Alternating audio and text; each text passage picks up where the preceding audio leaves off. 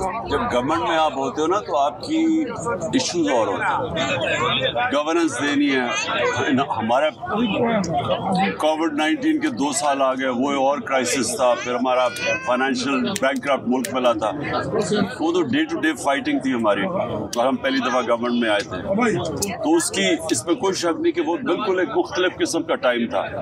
एक ऑफिस और घर, ऑफिस और घर, और तो जिंदगी थी कोई नहीं। मैंने तो एक दिन छुट्टी भी नहीं ली थी।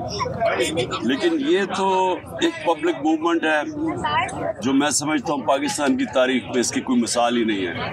ये पिछले 11 महीने 12 महीने में जो मूवमेंट चली है, इसमें पाकिस्तान बदल गया, और ये पब्लिक की मूवमेंट है और इसको कोई रोक भी नहीं सकता। ये कोशिश कर रहे हैं इसको कंट्रोल करने की, FIR जेलों में डालने की। ये वो एक अंग्रेजी में सेइंग है, एन आइडिया उस टाइम हैज कम।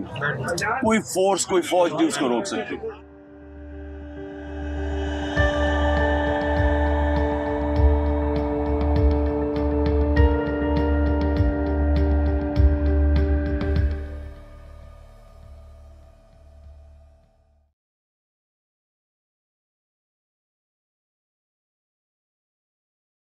ये एक साल बड़ा चैलेंजिंग था क्योंकि पूरा जो इस्टेब्लिशमेंट का ज़ोर था वो हमारे ऊपर था। पूरी कोशिश थी उनको हमें ख़त्म करने की। बाजवा ने पूरा ज़ोर लगाया हमें ख़त्म करने का, क्योंकि उसने जब रियलाइज़ किया कि उसे गलती हो गई है, मिसकैलकुलेट कर गया है, जब पब्लिक सड़कों पे आ गई 10 तारीख को, और उसके बाद उसने रियलाइज़ किया कि इलेक्शन भी हम जीतते जा रहे हैं, और बजाय बबल था, शुरू में वो समझ रहा था बबल है, जब बढ़ती गई PTI की पॉपुलैरिटी तो उसने तब पूरे हरबे इस्तेमाल किए हमें क्रश करने के लिए, और ये असैसिनेशन अटेम्प्ट उसका हिस्सा था।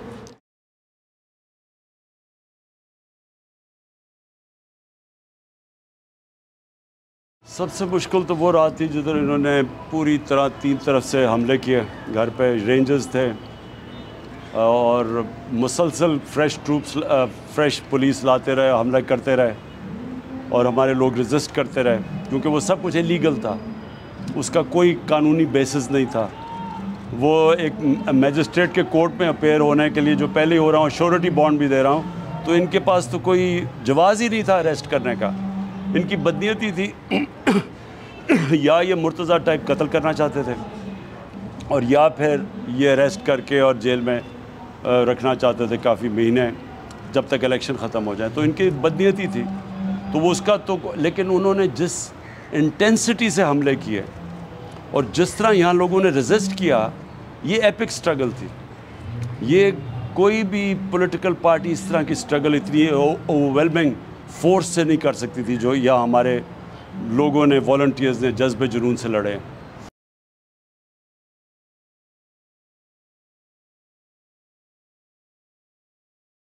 देखें, इसका तो कोई आइन के अंदर गुंजाइश ही नहीं है 90 दिन से आगे। ये तो आपको कानूनी माहिरीन होना चाहिए नहीं इस चीज़ रियलाइज़ करने के लिए कि 90 डेज़ की तो बड़ी वाज़ेह तौर पे आइन के अंदर है, और अगर आप 90 डेज़ से बाहर जाते हैं तो फिर तो कोई भी आप कर सकते हैं, फिर तो वाई नॉट 900 डेज़। तो इसलिए इसके ऊपर सारे जितने भी पाकिस्तान के लीगल एक्सपर्ट्स हैं वो कन्विंस्ड हैं कि इलेक्शन 90 डेज़ में होना है। अब ये भाग रहे हैं उससे, डरे हुए हैं सारे, ठीक है, और भाग इसलिए रहे, इनको डर लगा हुआ है कि इनकी जो पैसे हैं वो पकड़े जाएंगे। देखिए ना, 2 मोटिवेशंस हैं। पैसे, इनका मेन मोटिवेशन पैसा है कि ये अगर मैं इलेक्शन जीत गया तो ये NRO में वापस ले लूँगा, बस ये है इनकी, और उसके लिए सारी कोशिश कर रहे हैं। इनके लिए कोई आइन, किसी कोई हैसियत नहीं है, आइन या कानून की हैसियत नहीं है इनकी।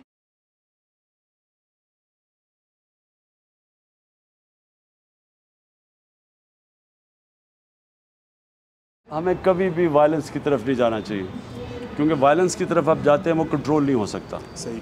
वो वायलेंस की तरफ आप जाते हैं तो उसकी अपना मोमेंटम होता है। रेवोल्यूशंस भी जो होती हैं, ब्लडी रेवोल्यूशंस, उनको कंट्रोल करते करते बहुत देर लगती है।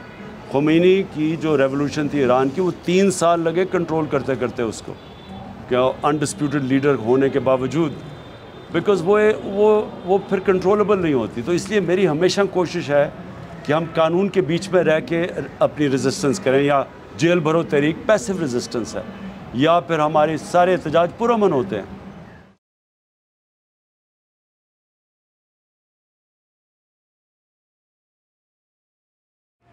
एक साल में जो तहरीक इंसाफ को ट्रायल्स और ट्रिबुलेशंस और जो मुश्किलात से सामना करना पड़ा, किसी पार्टी इस एक साल से नहीं गुजरी।